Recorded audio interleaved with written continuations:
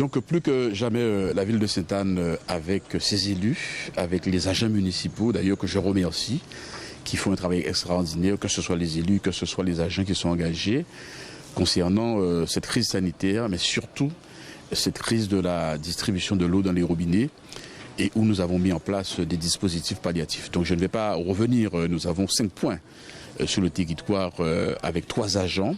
Donc nous avons renforcé ce dispositif avec 3 agents sur chaque point pour pouvoir contrôler et vérifier que les gestes barrières sont respectés. Donc je lance un appel à tous ceux et toutes celles qui viennent sur les points pour respecter les gestes barrières, parce que avant tout notre combat, notre lutte, c'est contre la pandémie, c'est contre la contamination, c'est contre sa propagation, et faire en sorte que nous puissions nous protéger.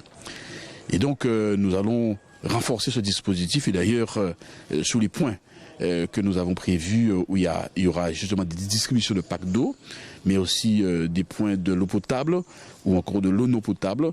Et nous avons cristallisé avec un arrêté municipal que nous avons déjà envoyé au contrôle de légalité. Donc nous avons un arrêté qui justifie bien. Et pourquoi nous allons systématiquement d'ailleurs cristalliser nos dispositifs par des arrêtés? Parce qu'on a l'impression que le maire ne fait rien. On parle de substitution. Moi j'estime, et je le dis très clairement, le maire jusqu'à aujourd'hui n'a été substitué à rien du tout.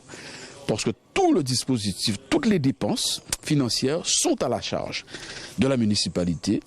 Et donc nous allons continuer. Et je dis bien que je comprends la situation insoutenable de nos administrés qui n'ont pas d'eau dans leur robinet pendant 4, 5, 6 jours. Et je suis à leur côté, nous sommes à leur côté. Et bien évidemment, nous allons continuer aussi à accompagner les personnes âgées dans leur foyer, leur apporter les repas, évidemment aussi avec la banque alimentaire concernant les paniers de courses pour leur permettre aussi de vivre et aussi lutter contre cette précarité, parce qu'on remarque bien durant cette crise, nous voyons apparaître encore plus de précarité. Donc c'est ce travail que nous faisons et je crois que tous nos points sont accessibles.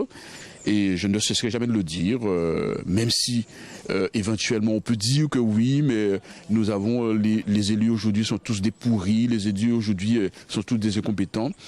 En tout cas, j'estime que je ne le suis pas. J'ai une équipe avec moi et je vais continuer à travailler. Et concernant la problématique de l'eau, pour terminer, c'est vrai que nous avons une situation depuis 30 ans. Moi, je ne suis pas responsable. Aujourd'hui, nous avons une triple crise sanitaire, de l'eau, de distribution de l'eau, mais aussi des sargasses. Donc je voudrais simplement dire à tout un chacun, restez à Casa Azote, parce que c'est la meilleure façon pour nous de protéger nous contre pandémie là, ça, parce qu'après une épidémie, c'est une pandémie.